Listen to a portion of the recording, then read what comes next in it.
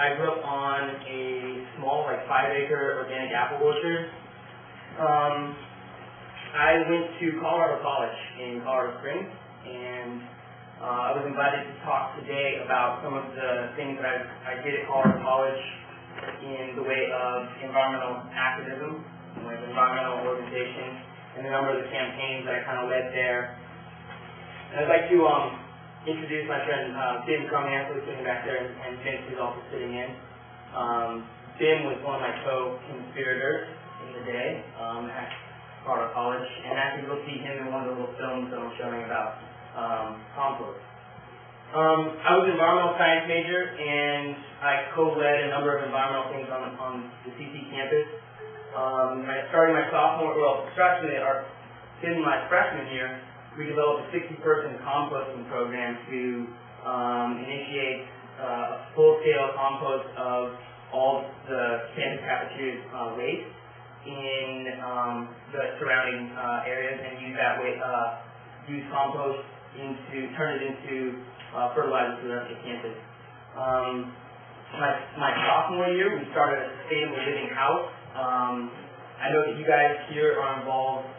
I just know a little bit. Some of you are involved in a house called Synergy, which is a co-op house, and some of you are involved in.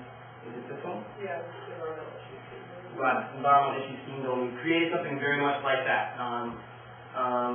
Started with just being like a themed dorm, and then got our own house, which we could renovate later on, which we ended up actually naming after Synergy House of here. So the house there is now called Synergy House, and kind of interesting to be back in the place where its namesake came from. We had a whole handful of big things that we did. The house, the compost. We did.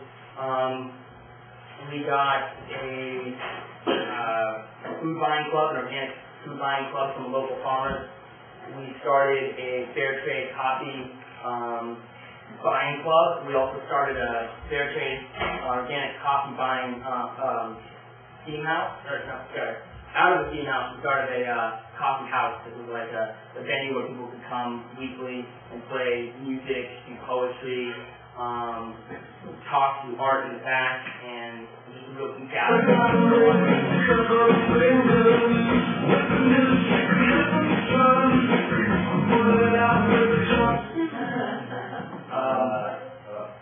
don't know why that was somewhat That's agreed.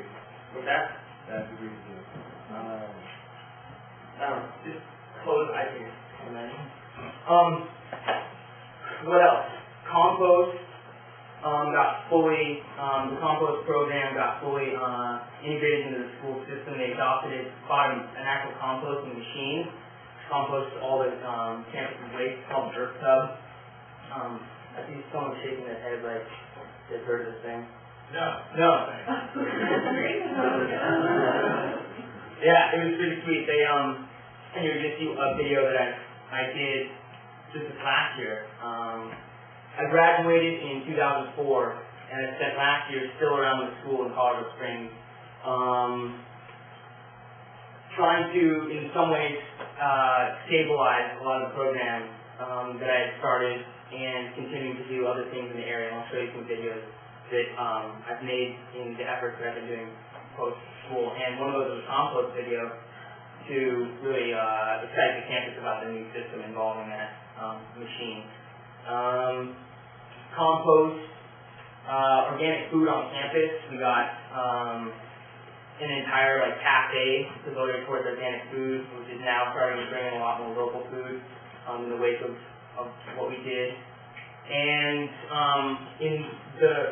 after my sophomore year, I applied and won the Broward Youth Award, which I don't know if any of you have heard of it. You had heard of it just through your connections with Earth Island Institute. Famous people that went on Friday here?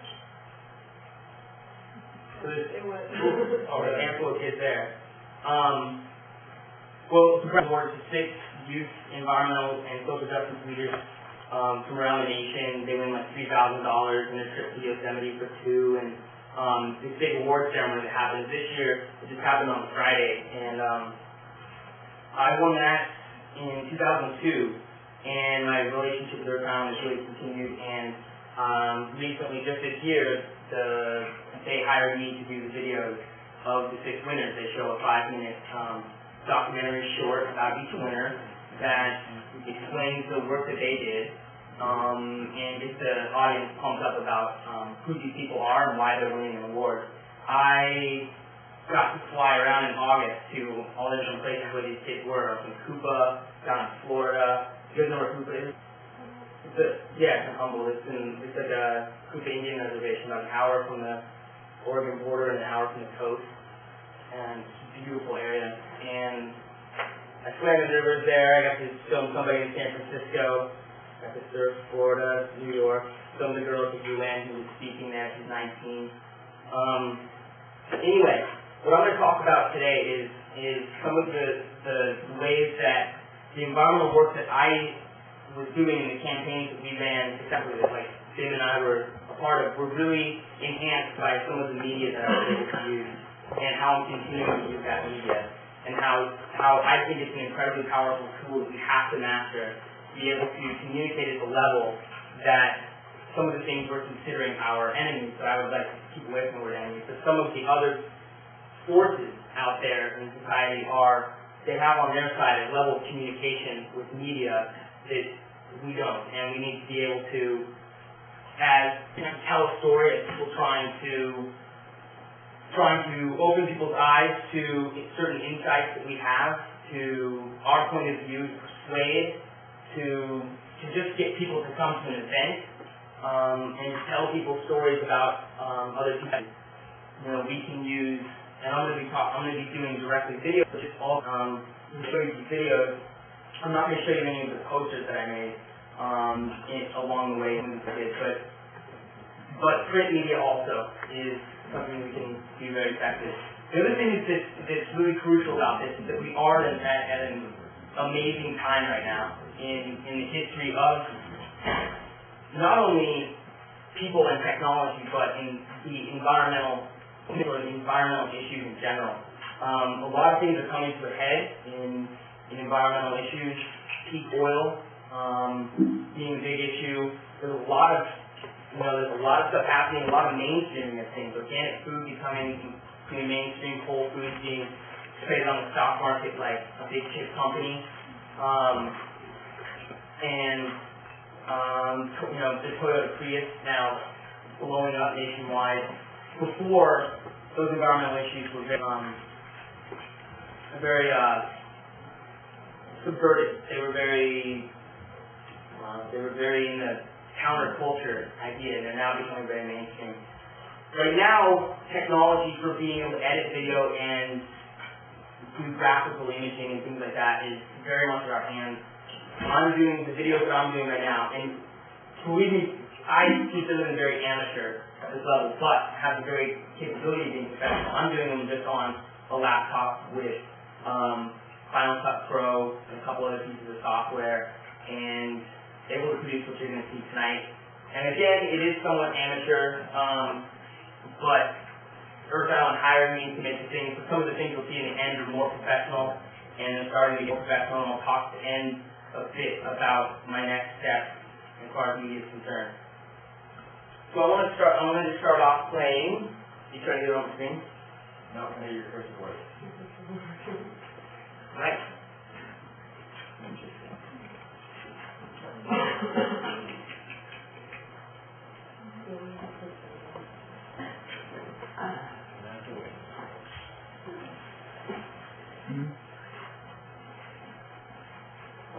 Interesting.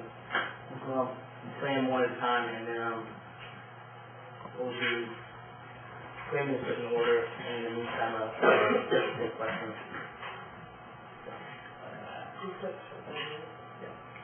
Right now.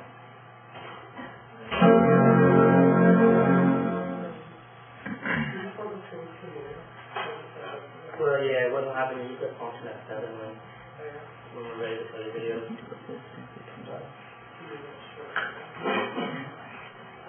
So, I'm not exactly a large corporate video production. I get to walk in with a laptop that doesn't work. But Thanks for your patience.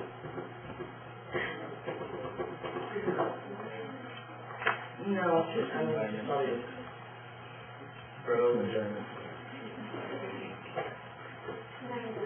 Yeah. When you were doing all this research for PC, who funded them, and was it hard to get funding for them, like the compost and the dorm? Do you have to use a lot of community?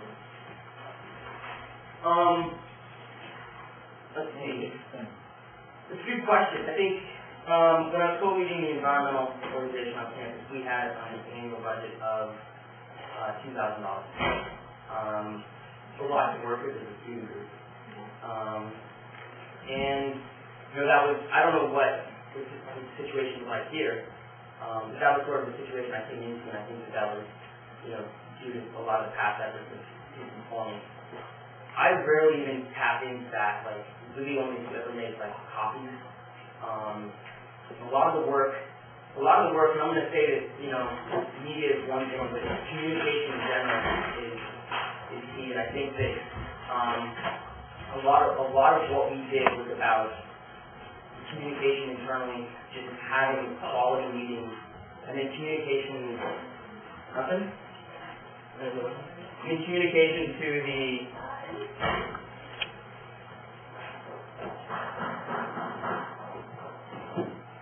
communication with the greater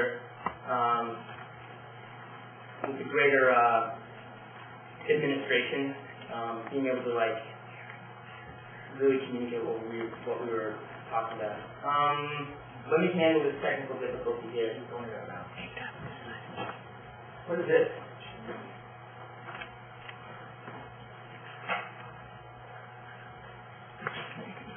Alright. I don't know why they plug this USB thing in there. Problem solved. Alright. I'm going to show you, first of all,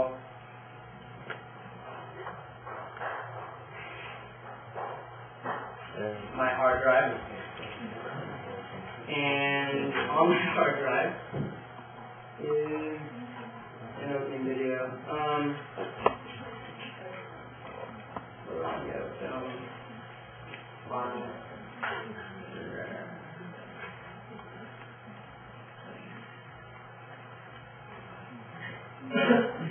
Pinwheel. We'll watch. And we'll click time.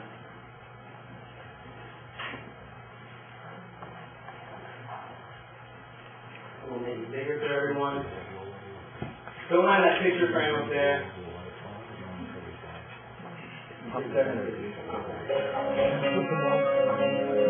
took short form video making my sophomore year. This is my artist friend.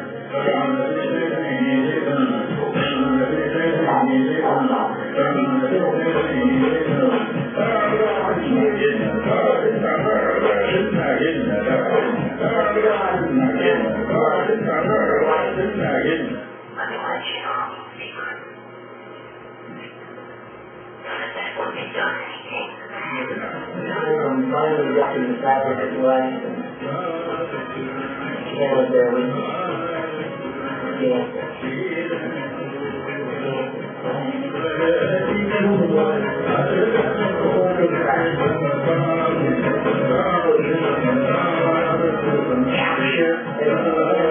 I just want to be Mark Webb.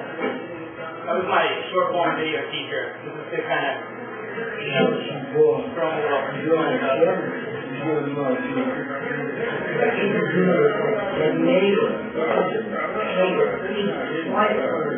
On a train to the promised land. Going choo choo, smooth. Can you do this? I edited your mom last night. That's right.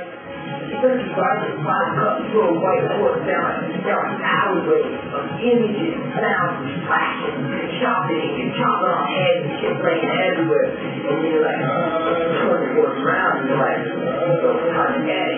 You walk around and you pick it all up. You piece it back together and then you pop it up on the floor, up on the It's going to be like, that's my movie, bitch. Alright. Let's move on to introduction. On to the graphic language. I wanted to give you guys a taste of my sense of humor.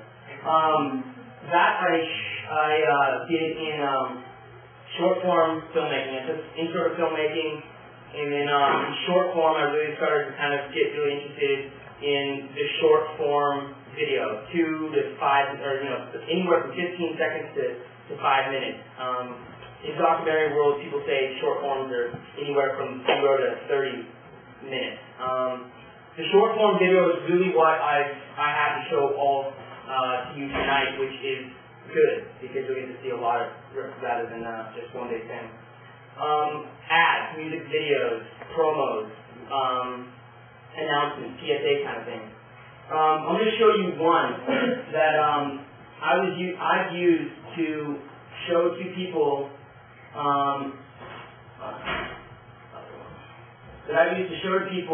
in sort of the Judeo-Christian faith.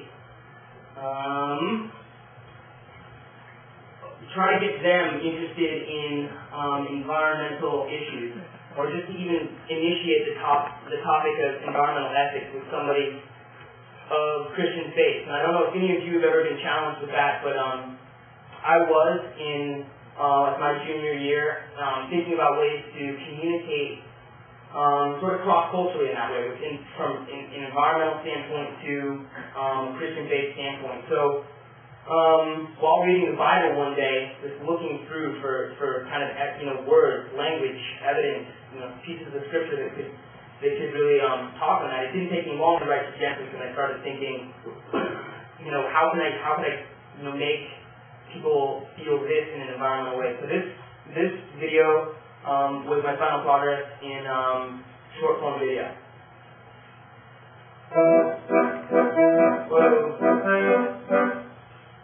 See, you won't read it if it's positioned there.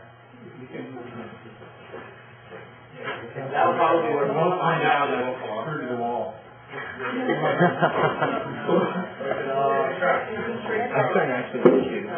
I could straight the window, but we're just gonna rock and roll like this.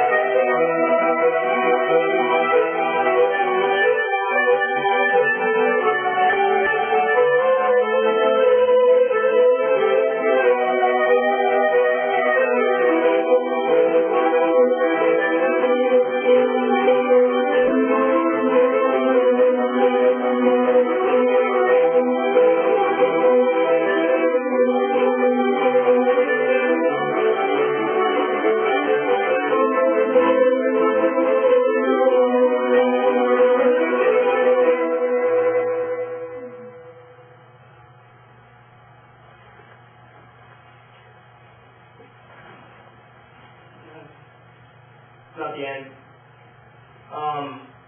Yeah. This one was a lot of hard work. When I was done with it, it was wonderful actually, because it had been in my head for about 3 months. And when I finally made it, it was like I'd once I produced it, I woke up the next day kind of like in a completely new head almost. Like I'd gone through something, like I'd gone through a huge transition. That took a lot of work. I had to, I basically just scoured all the videos in VHS at the library at my school and checked out over 80 videos, and in like a 2-day period just didn't sleep and put it together. It won Best Art Film at our campus's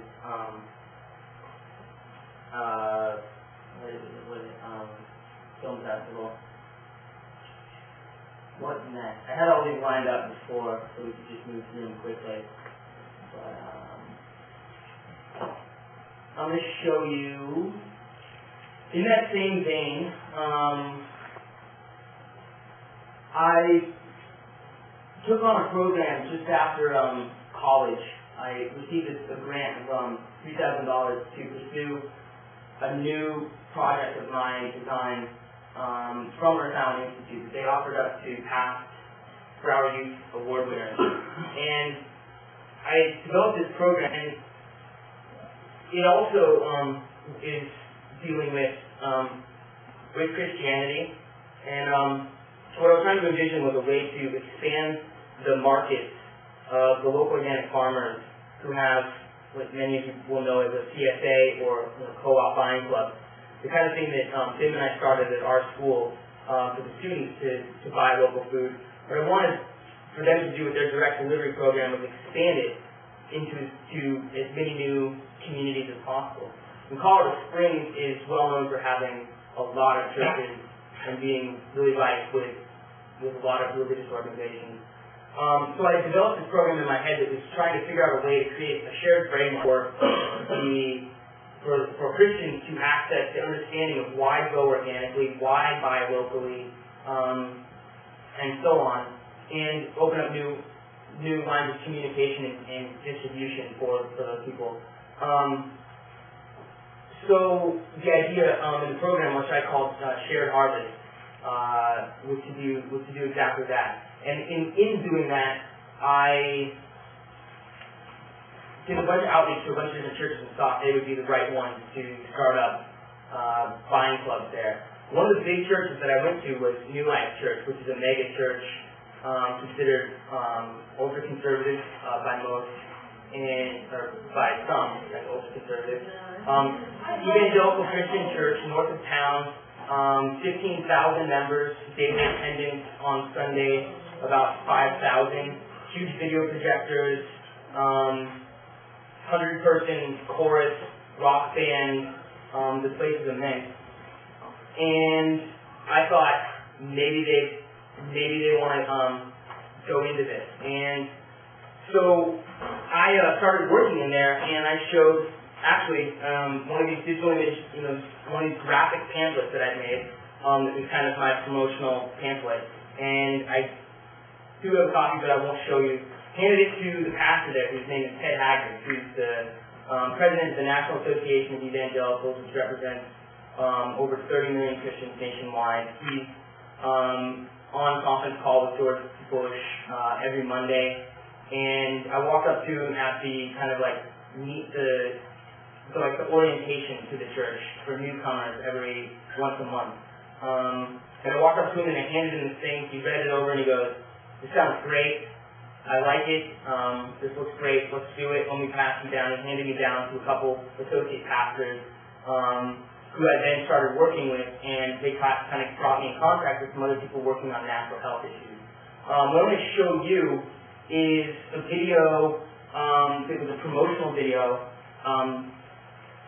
to advertise a speaker series that we were putting on. It was a speaker series dedicated to natural health, in which I got the last of the 4 speakers to be the president of the Colorado Organic Producers Association, one of the members of the co-op in the local area. His name's Doug Wiley, and you'll see him at the very end. And this thing's not filled with a bunch of environmental stuff, but it is geared more towards health, and that was something that I was trying to tune into there. Are they thinking environmentally, or are they thinking more health consciously? And they were thinking more in the natural health realm, and so we tailored this video to promote that and talk about this talk. It was an amazing experience because we didn't know if they were going to be able to show this video, and in fact, the moment that we were showing it to the associate pastor, Ted Haggard walked into this office and said, "What are you watching?" And popped the video up there, and we popped the video in, and he's like, "Let's play it on Saturday night and Sunday." So we got to show actually on their big screen as an ad, as a promo, a PSA, to several thousand people, and it got over 50 people to come to this talk. I'll just show it to you, and I think it's interesting because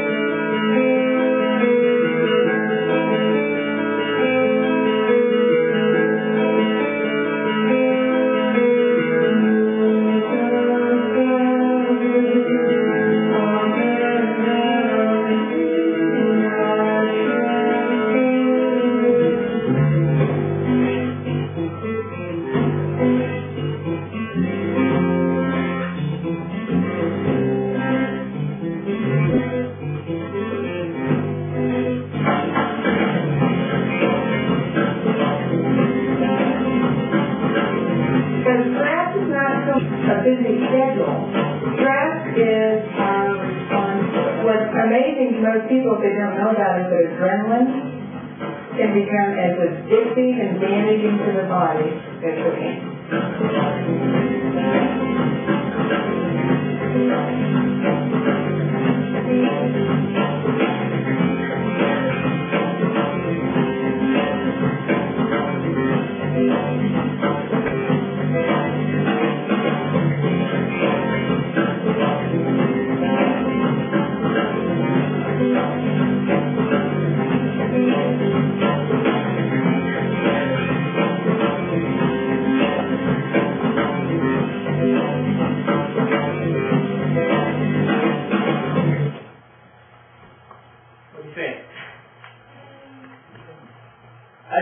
As an environmental science major at CC that my first job graduating would be making Christian rock videos, and it was kind of a challenge to get into the minds of people I hadn't really been communicating to, and I think that this video illustrates something kind of important in my mind, is that we can make videos speak to people as long as we take the time to kind of listen and figure out where they're coming from. And I think that was crucial here, that in a lot of ways environmentalism, I don't like using isms, but if you look at it, there's a core and there's a periphery, and then there's people outside of environmental thought. They're just waiting to hear it told to them in a way that makes sense to them. And that's what those last few videos were kind of trying to do, to initiate the dialogue, to bring more people into the periphery, and understanding that environmental issues is not something that they have to be afraid of, and in fact it can be something fun and exciting, and something that's going to be adding value to their life, something that's going to be making them healthier, something that's going to be adding to their already the things that they're already committed to, their faith, their health, etc. I'm going to change gears and show you. If you guys have questions at any time too, please ask them also. Don't want to stifle you if you have. Max, you have to be a film major to say these sort of things. Yeah, no, that's it. That was the thing, is that I pursued film, on the side. So I don't think you have to be a film major to learn this software. A lot of it's really pretty intuitive. And then in the course of a week-long class, I figured out Final Cut Pro, and was off and away. And then it was just like, it was actually a huge relief to be able to figure out how to use these programs, figure out a way to communicate something like that first one that you saw, like Genesis, which I think is just really powerful. I was using Goosebumps, especially like when those huge flocks of birds are flying, and all the videos that really moved me as a child, and I saw those, I feel like a lot of my kind of passion for protecting the environment came from just the sheer beauty of and awe that you get at looking at some of those amazing things. And so to be able to use them and bring them all back together and put them into a video that's going to move other people, it was a huge relief to be able to learn how to do that. And I'm really, tonight, if I can encourage people to do anything, is to figure out, I don't think that everyone needs to go and do film or learn how to design graphically, but to start thinking about how could this be a tool in your organization, in your business, in your activism, and so on. So I mentioned earlier that we started a composting program on campus, and Ben was huge in that. And Ben remembers the days when it was us slopping buckets of compost in a pickup truck that we had to walk 2 miles to get, and then we had to drive it back, and all these like complicated details of meeting a team of 6 there and driving all over the place, and the whole thing was really labor intensive. And then over time we abandoned the labor intensive thing and pushed to get the machine on campus to make it really slick and get it completely institutionalized. That happened my senior year, and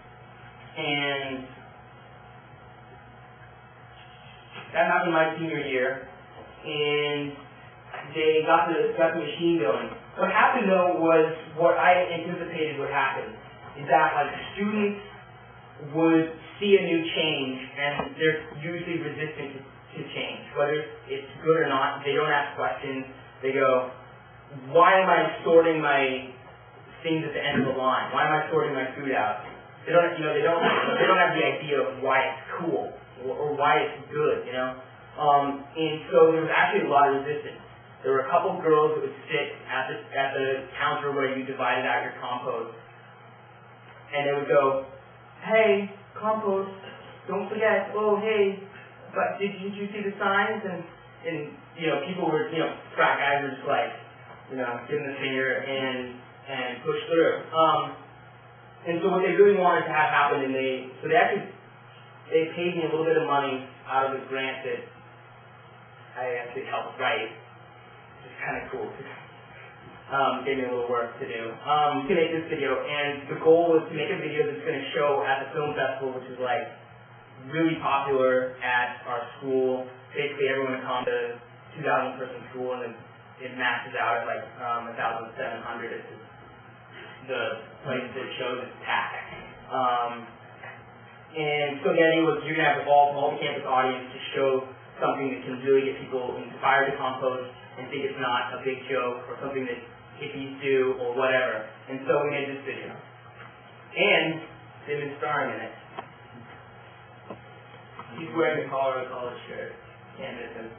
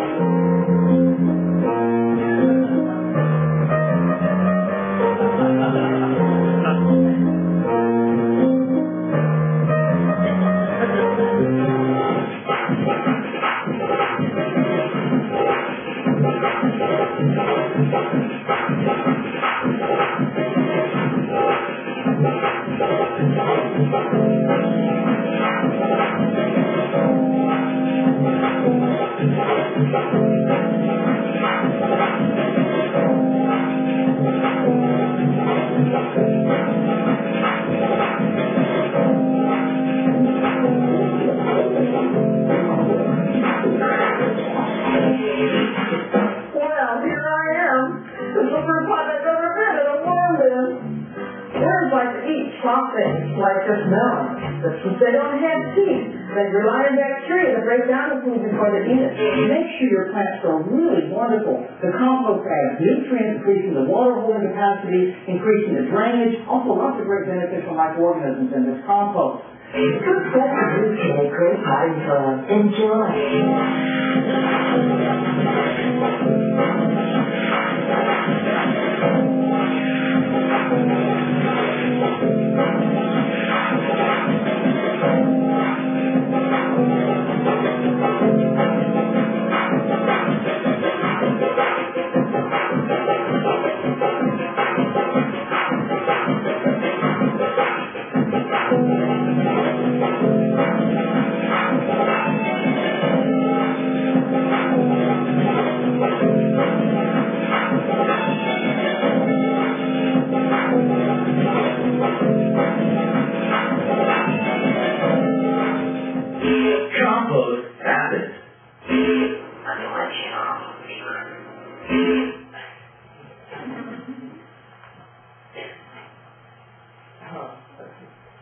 People like it. There's something I want to talk about on that one.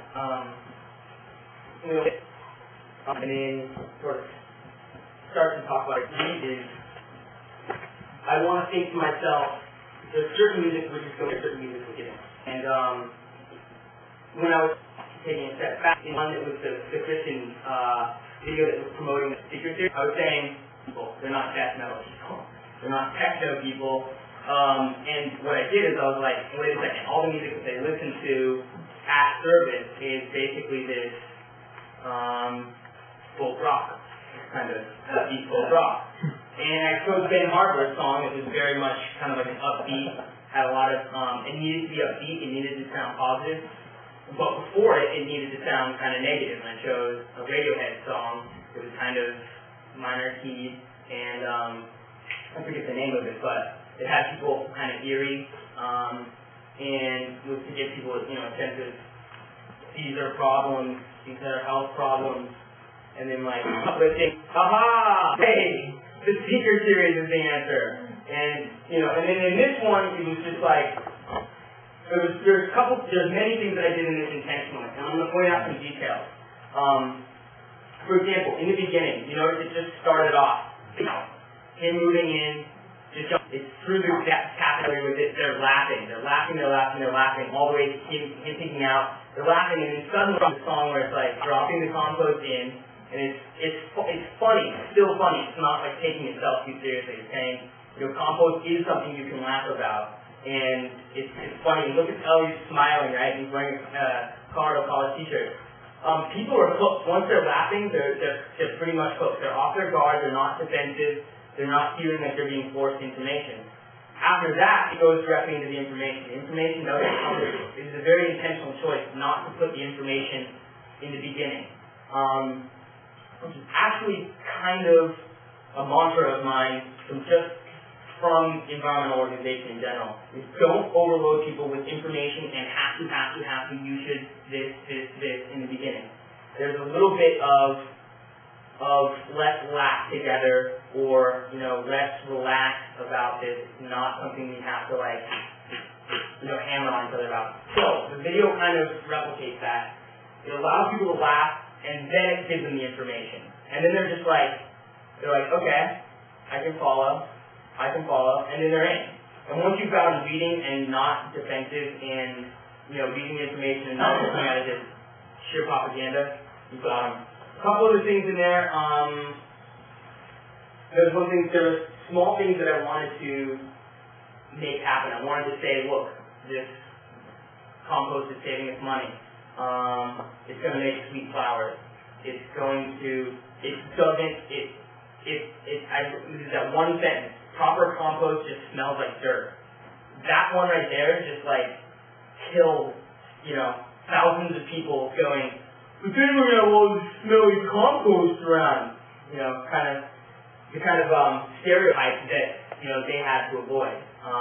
So in one video clip, it did the work of 1,000 hours of people sitting at the table going, no, compost doesn't smell bad. And the idea is that proper compost does only just smell like dirt.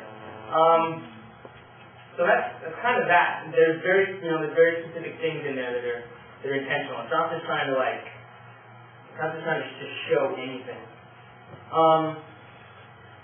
And so I'm going to move into some of the last couple videos, and I'm going to show you some of these are going to be familiar to the people that we just made the videos for the Broward Youth Award. So those people that were there are going to recognize these. And these videos they're longer than me. And they give you a chance to tell a little bit more story. And what else did I say about them? I don't know. They took a lot longer to edit, and I'm hoping that I'm getting a little bit better at making these things work. I have a question. Does anyone in here have filmmaking experience? Good. There's a couple here. Chasing the dragon. Have you made videos for? Also, here's another question: are you kind of involved in? I'm assuming since you're here, you're kind of involved in some environmental issues as well. Have you made videos for environmental purposes, or just in the environmental realm? I think more in terms of philosophical videos. It's kind of hard to describe, but there's a lot of environmental themes in them. Okay. What kind of videos do you think you would call them? Is there anything? Are they like fiction? Are they like? It's called Chasing the Dragon. Okay. But maybe I'll does that have to do with being addicted to something? Kind of. Kind of like being addicted to society. That's kind of what they're about. Have people in here seen these videos? Yeah, some people. A lot of people are laughing. They must be comical. No. Actually kind of depressing. Where do you show these videos? To people who want to see them. I'll probably screen it in about a week or two. Oh, okay. So it's in the works still? Well, it's finished, but I haven't turned it around that much. What role does video play on this campus? Is there a film festival? There's a big video festival at the end of the year. Video and art and other things like that. They show down in one of the big auditoriums and stuff like that. I think actual video documentary kind of thing though is rather limited. Yeah. They have videos people act out things and stuff, but actual video the true concept of video is rather limited. There's a new major. Yeah. Film media. Early this year, I think. Anyway, there's a new major starting something like that might spur a lot of new efforts, not only in that major but also around the campus. That's interesting too because it's CC in Colorado College, the film major is just starting now as well too. I mean, it was just a small option kind of sidetrack to English, and now it's going to take on its whole new thing because it is becoming much more accessible to people and much more lower budget. Has anyone ever seen an environmental film that's impacted them and made them more concerned about the environment or a particular issue or more informed? Do you ever have environmental film series? The INAC theaters in Los Angeles often show environmental films about beavers and Sharks. sharks and stuff, and those I think those had a big impact on me growing up. I went to all of them. Yeah. Where is that? It's in Los Angeles, right next to USC at the Actually, it's also in Irvine for the Halloween before. What about Nova or any those things? Nova. I drew a lot of actually the stuff that I pulled from the library, which is bring it. What's that? I haven't seen it yet. One I love is Green Migration. Watched it like 3 times.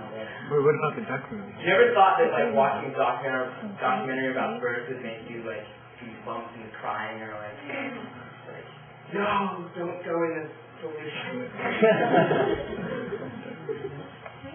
One with the string around your foot. Alright, so this is about one of the Youth Environmental Award winners at the Youth Award this year. We got to go up and I got to go up there twice and film them up in Krupa in this beautiful valley. We'll see some shots of it. And go.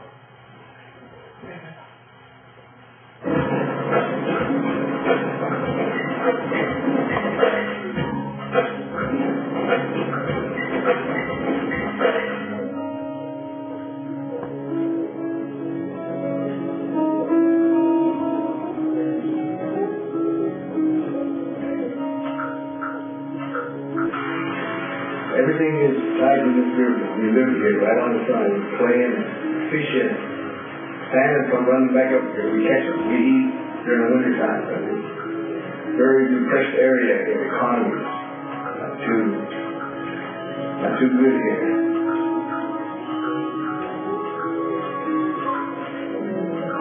A couple of years ago, they had a big fish kill down there in Clinton. Thousands of fish died. Nobody really believed it.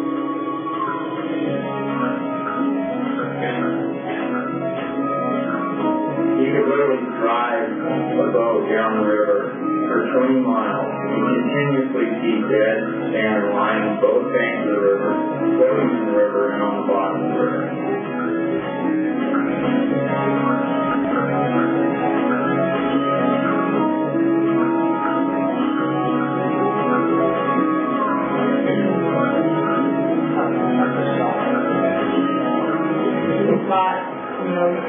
People were crying and grown men were crying, and to see elders crying because of such a devastation, that was really inspiration right there to put on such an event at this time of the year.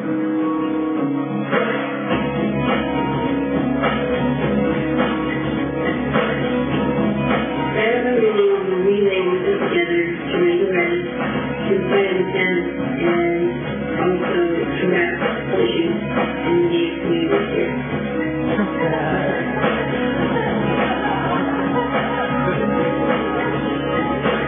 Traditionally, we were very good people, and we used to have runs. So we were thinking about what we could do to raise awareness and to do that. We came up with a run from the mouth of the Klamath River to the south fork of the Trinity. So the run was ran in 2-mile segments. Each person signs up for a 2-mile segment and carries the pond to 50 fish. The salmon struggles are our struggles. There's that short little run is hard to take on their struggle. I think our backing for the entire project was based on awareness. We knew that it was involved not only Indian but Indian as well, to just bring it to people to know facts. I don't make this to bring the picture, but I mean that speaks for itself. Know the facts behind that. What caused it so that it can be spread. I think COVID love comes back to like flyers, pamphlets, information that we can hand out to people, creating it through Calcan to be able to actually run on the road and get a highway patrol or company to escort and make sure that it will be safe. And when we finish, we sing salmon. And all the way, and all the way, and you more people want to participate. So we've actually broken the 2-mile segments down to 1 mile at some point. Word that out to us, and they wanted to get involved. And so basically, it's not just unifying people. And I think that itself is just a success right there. Being able to bring all of these different tribes and different members of the community all together to sort of support one cause. It's just a really, really great success. There's more people running alongside the road or at the high school track, like this run made it okay to run. Didn't see one before the run, but now I see people run all the time. When that baton was handed to me, I was caught off guard by the emotion of it. And I realized that, you know, both all of the effort that had gone into it and all the people that had carried the fish to that point and the heartfelt emotion they had put into it, I could feel that. The other thing that I realized is that salmon really did represent the fate of the fish. And the fate of the fish really is in our hands. And we need to carry that forward and make sure that cycle continues and that the surf not broken. So I was really surprised at the thing with the fish run, and I think a lot of the people that I talked to felt the same way. Something that I feel really good about. We got some people active physically but also politically. These guys, wild salmon, they know how to survive. They're survivors. It's just like us Indians here. We've all survived it.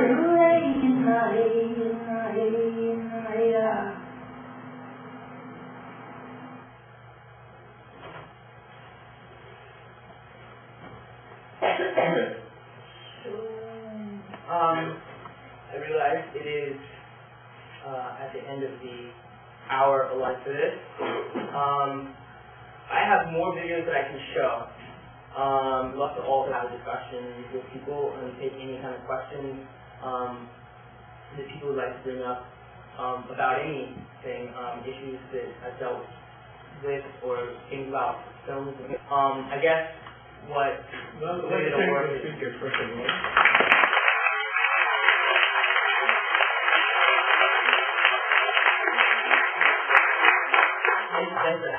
And what we can do is, those of you who want to leave may leave, and the others may stay a while if you want to sort of read them. It's up to you. Those of you who have signed for some reason, please make sure, actually those who were supposed to sign in, make sure you sign now. Okay? Somewhere around there.